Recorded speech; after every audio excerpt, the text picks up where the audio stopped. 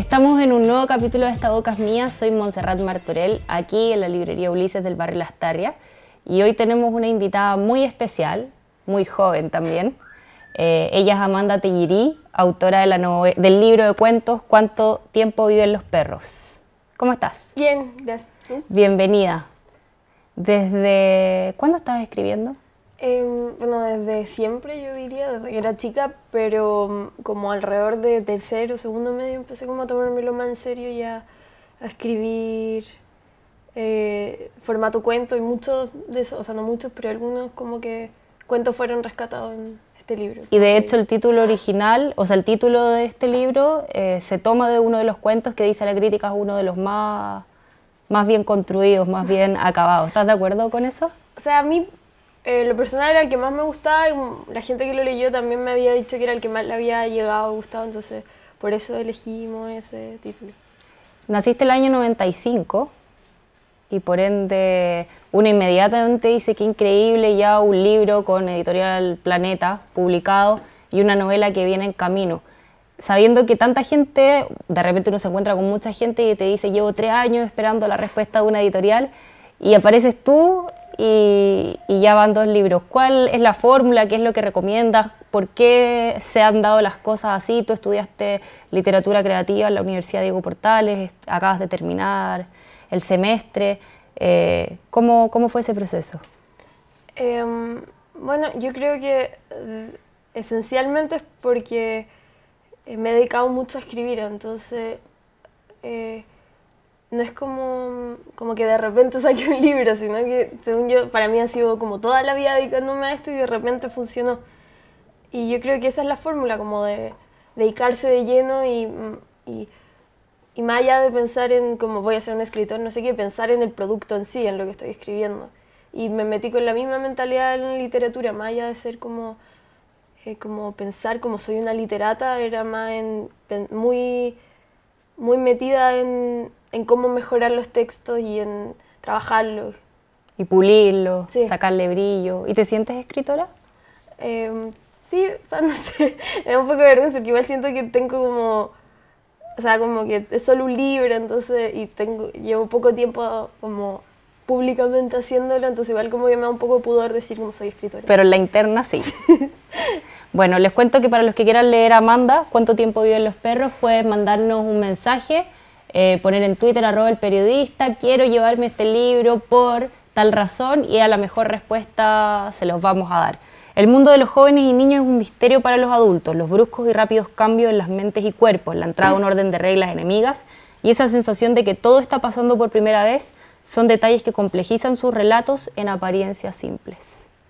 ¿Estás contenta con este libro? Cuando lo vuelves a leer, ¿te sigues sintiendo cercana o hay una distancia ya?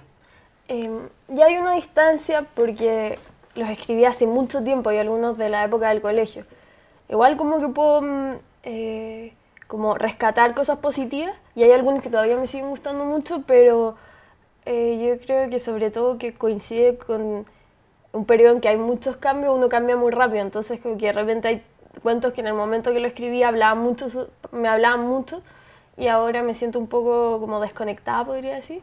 O hay técnicas que realmente abusaba de algo. Por ejemplo, así rápidamente, ¿alguna? Como que cuando empecé a escribir los cuentos estaba muy metida con Hemingway y Salinger y toda la teoría del iceberg y entonces trataba mucho de ser minimalista y escribir todo con diálogo y hay algunos cuentos que son esencialmente como diálogos y después como que leyendo otras cosas como que fui variando o mezclando.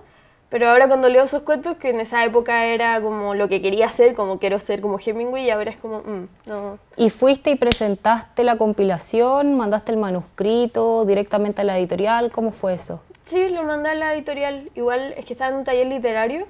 ¿En la universidad? No, aparte. Desde el colegio estaba en un taller literario y ahí, por el escritor que lo impartía, él como que lo llevó. Ya, él seleccionó Sí. y en el fondo hizo de puente. Sí. Para que tú pudieras... ¿Y la respuesta se hizo esperar mucho tiempo? Yo diría que fue como al principio como que decían como ya lo vamos a leer y después me dijeron como estamos interesados pero no muy sí o no, como estamos leyendo. Está ahí. Y después dijeron, eso fue un periodo como de 2 meses, en que era como que yo al final cuando me dijeron que sí pensé que se les había olvidado, que como que lo tenían tirado ahí en la oficina. Y esa primera sensación cuando te dicen ya este libro se va a publicar, siempre uno cuando recibe por primera vez esa llamada o ese correo electrónico donde te dicen que sí, es como bien... Sí. Bien, yo creo que las cosas bonitas que a uno le pasa en la vida como escritor, ¿cómo lo viste tú?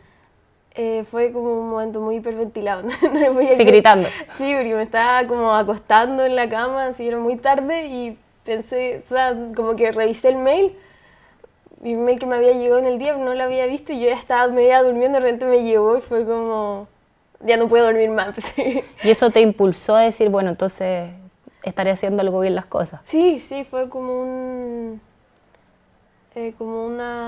refuerzo de lo que, como que siempre pensé como quiero hacer esto y cuando te dicen como sí está bien, como que uno se siente más seguro con las decisiones que ha tomado, porque de repente igual, sobre todo en una carrera como literatura, que hay un ambiente un poco derrotista, que todos son como sí, todos tienen el discurso que van a fracasar. Es que yo creo además que los escritores son un poco así sí. también, como el alma de los escritores es un poco sí. como...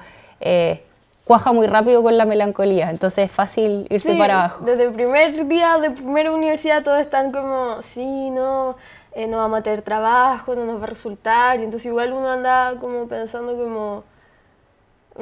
y a verte, hasta los profesores un poco te dicen como, de por sí la literatura en esta época no tiene gran importancia, es como algo que está a medio morir, y entonces igual uno piensa como, estudiando, sobre todo en primero, que recién tomaste la decisión, tienes como dudas de que quizá le estoy dedicando mi vida a algo que no va a dar fruto. Y entonces cuando resulta... ¿Y ahora en este momento qué sientes? ¿Que vale la pena? Sí, vale mucho la pena y también es como tranquilidad con las decisiones porque como que le he dedicado tanto tiempo y energía y básicamente toda mi vida que cuando da frutos uno se siente como satisfecho y también, o sea, en el fondo valió la pena todo lo que uno hizo. ¿Y en tu familia había alguien más que escribiera? La típica pregunta. Nadie escribía en serio. Mi papá realmente era como bueno para redactar y eso, pero nadie se dedicó de lleno a escribir ni a leer tanto. Oye, Amanda, estos son 9 relatos.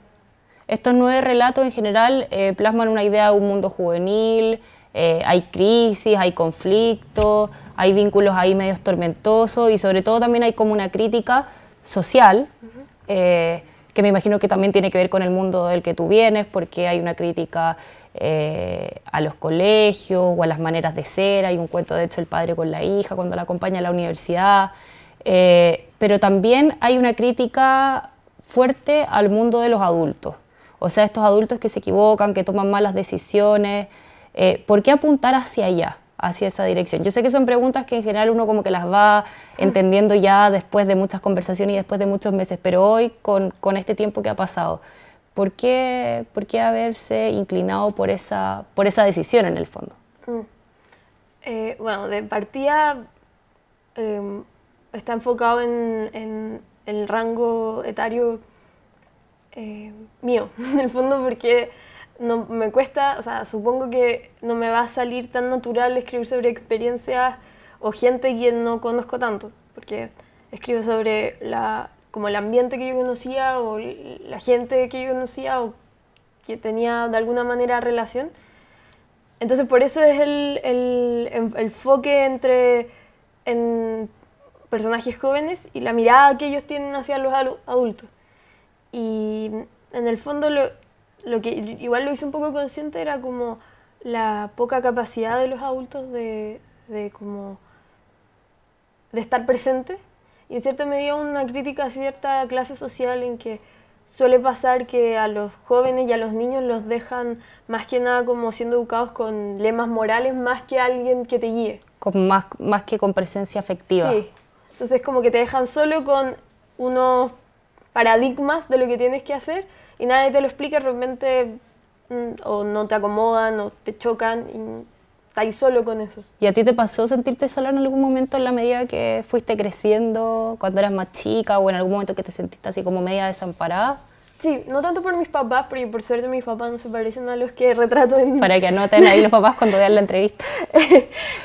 O sea, está más basado como en los papás de mis compañeras de colegio. Que yo Ellas sí se van a enojar. Que mis papás, porque por suerte ellos siempre fueron como un poco diferentes al ambiente en que yo me movía. Y sí, o sea, de partida es como un ambiente muy, todo muy, es como una... Como escondido. Sí, no, de cierta manera como que sobre todo siendo mujer es una cárcel de normas sociales. Y todos, o sea, en el fondo, ahora que yo publiqué este libro y que además escribí en una revista algunas como reflexiones, muchas compañeras de colegio que yo no tenía mucha relación, se acercaron y me dijeron que se habían sentido así siempre, pero como que había un acuerdo tácito de que eso no se hablaba. Entonces cada uno estaba solo con su propia soledad, en el fondo, y angustia. Y al final todos tenían como que seguir ciegamente ciertas normas y ciertas reglas y sin dudar, y no te podías dar como el lujo de decir como no. Y lo retratas muy bien en la violación que pasa en uno de los relatos, cuando le dicen que esto tiene que ser como esto no pasó, esto nunca pasó, esto no sale de aquí, ese silencio, como que tú mismo dices, son cosas que de repente no se ponen en voz alta, pero se entiende que no se tienen que contar. Como también ese núcleo de familias que está lleno de secretos, de complicidades silenciosas, que también a veces puede ser muy doloroso, porque el silencio puede ser doloroso. Sí, de hecho ese cuento está como vagamente basado en un caso verdadero que ocurrió en mi colegio hace muchos años, así como yo no nacía, y que hubo un caso así. Pero todo el colegio y toda la familia trató de ocultarlo. Y yo como que leí ese caso ya de grande, porque conversando con una profesora que fue la única que me habló de eso, porque la mayoría lo tenía escondido. Y, o sea, en el fondo, el cuento como una suposición de cómo esa persona creció con eso que le había pasado y que la gente no le dejaba hablarlo. Amanda, un adelanto para terminar de la novela que se va a publicar el próximo año también por sello, ¿es sello MC? Sí, MC Contemporáneas. ¿Algún adelanto? Bueno, tiene nuevamente personajes jóvenes y también es un retrato de la clase social alta y se trata más que nada sobre crecer, sobre ciertas dos mujeres, niñas en el fondo, que en un momento de su vida se dan cuenta que todo lo que le habían hecho creer o el mundo que le habían construido no les produce nada, no se sienten... Son dos maneras de una que creyó mucho en ese mundo y que estaba muy metida, y otra que tuvo como una mirada más cínica, y de repente llegan a un punto en que se sienten